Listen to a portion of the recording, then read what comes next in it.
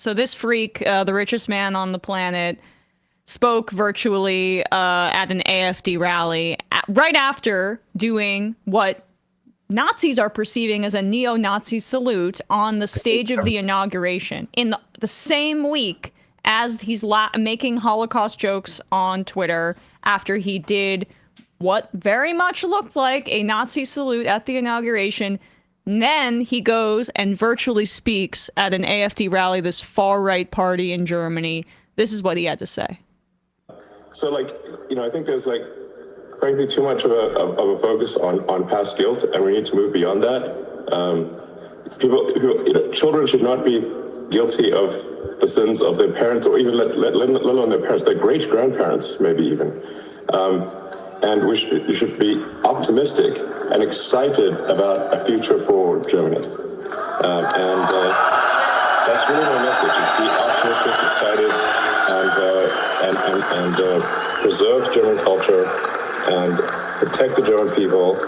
And and there's some other things that I think would be very helpful too, which is I think you want more self-determination for Germany and for the countries in Europe, and less from Brussels. That's my opinion. I think there's too much bureaucracy from Brussels, too much control from sort of global elite, and when I've given talks at these sort of global government conferences, what I've said is there should be less global government. There should be more determination by individual countries. So I very much hope that the AfD does well, and that Alice Beadle does become chancellor. I think that would be very good for Germany, and I think it's very important. I hope that German people unite and strongly support AfD. Go. Okay, so there we had it. He hit all the dog whistles there. The global elites. Right. We preserve German culture. Past guilt.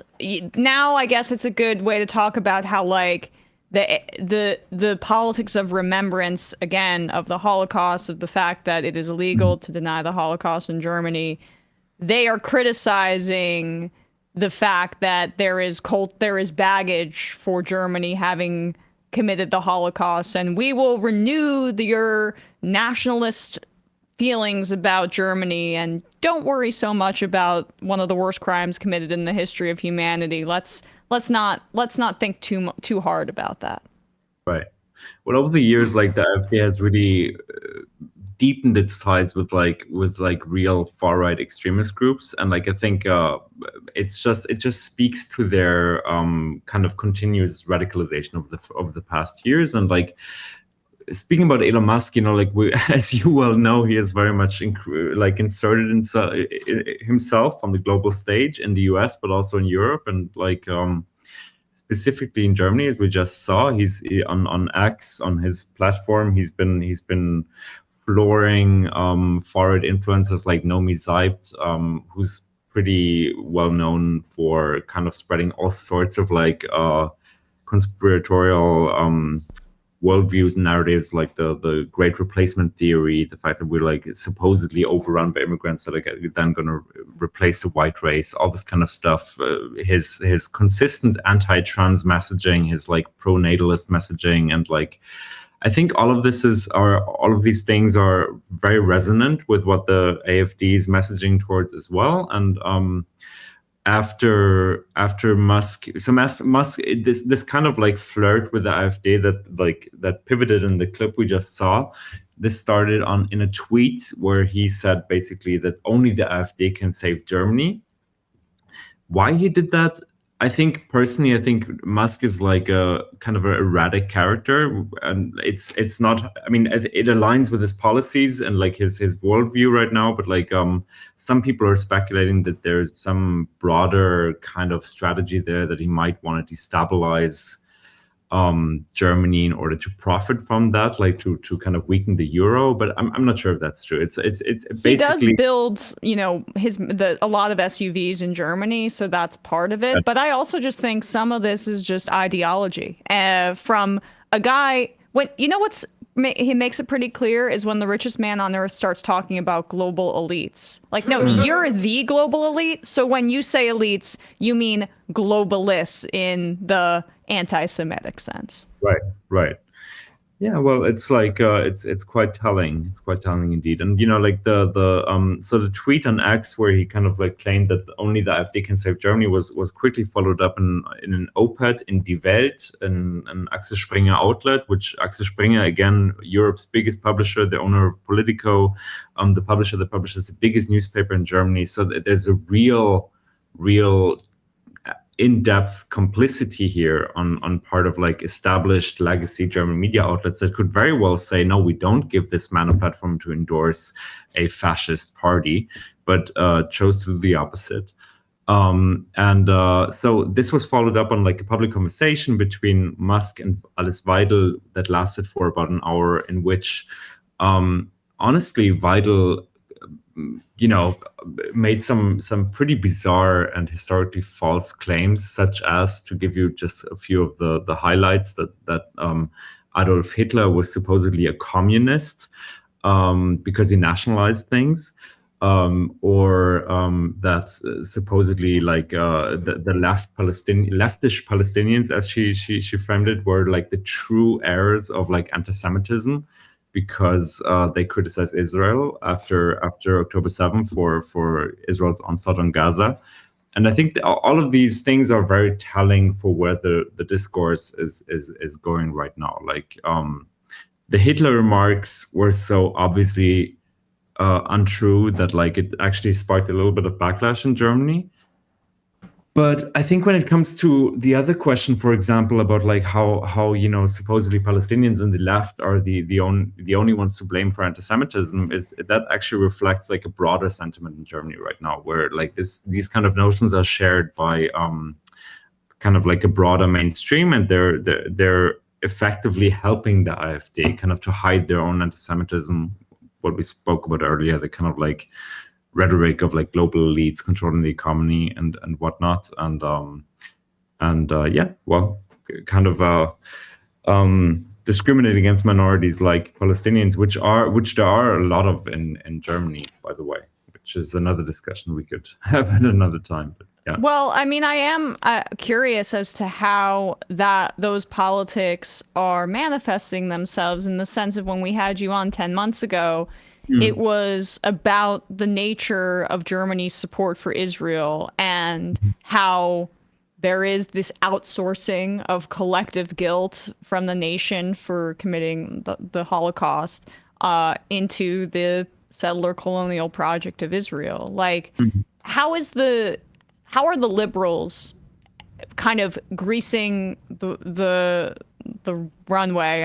I think I'm mixing some metaphors here, but making it easier for the AfD and the right to launder their own anti-Semitism.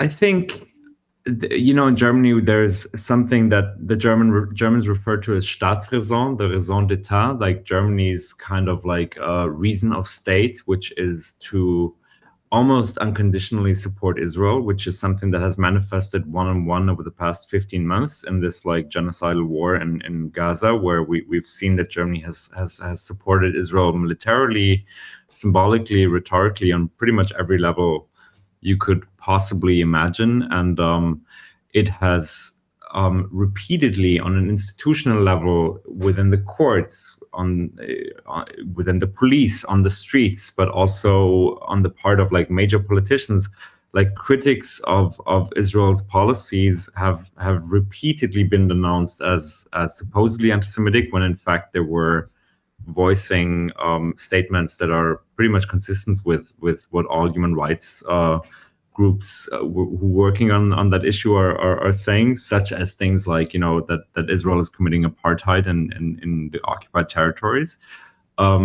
Such statements have been called anti-Semitic time and again, and I think that has really helped actually the AfD as an entry ticket to mainstream discourse, because that's exactly what they're saying. Like, Palestinians and leftists who criticize Israel are the real anti-Semites, and we aren't. I mean, that's the AfD's main kind of like like one of the main kind of talking points at the moment, and I think like the failure on part of the German, I don't want to be too generalizing here, but like, there was a big scandal.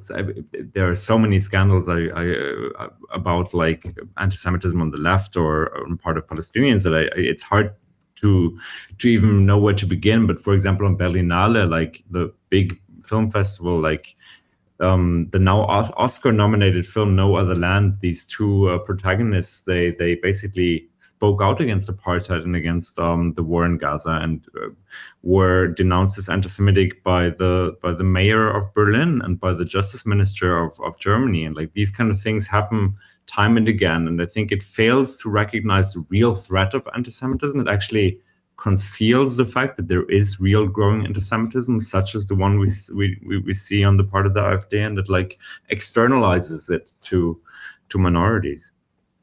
And so in the end, you can just basically blame minorities and largely Muslim immigrants in Europe, which is really, at the end of the day, what the AfD and the right wing was already doing in the first place. It's very convenient, right? Sure. Because it's the minorities are taking your jobs, and they're also the real anti-Semites.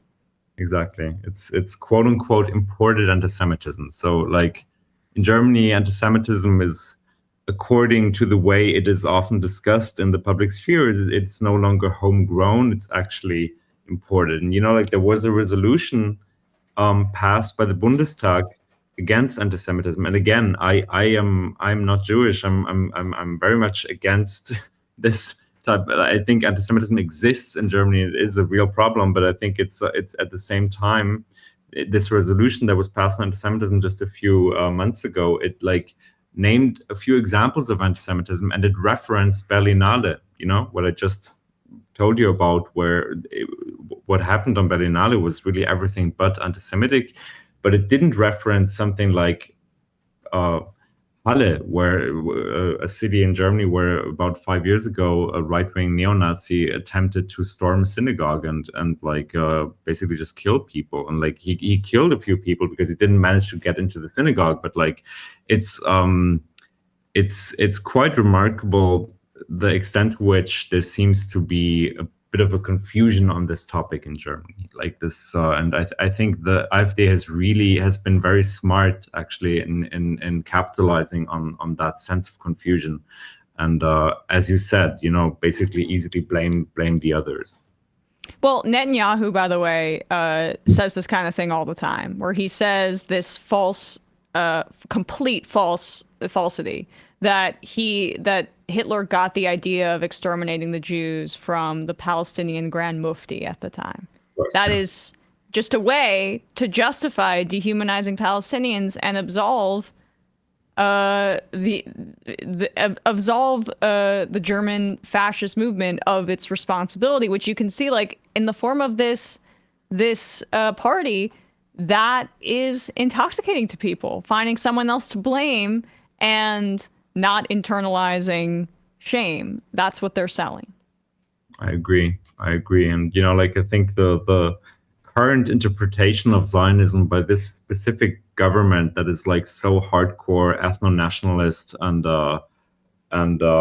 racist and anti-Palestinian is in many ways also like an inspiration for a party such as the AfD. And, I think the other established parties would do well in kind of understanding that like supporting a government like the current one that has committed these atrocities in Gaza over the past months and is increasingly annexing the West Bank and whatnot is not actually helping a version of historic responsibility that has nothing to do with that. It actually would mean a bunch of other things that you don't tick the box by just like just agreeing to this type of government. Well, Hanno Hauenstein, independent journalist based in Berlin, thanks so much for coming on the show today and explaining this to us. I really appreciate it. Thanks for having me on anytime. Thank you. Hey, folks, don't forget to hit the subscribe button and check out our daily show. We do it every day at 12 p.m. Eastern for about 2.5 hours. We even take phone calls. You should check that out.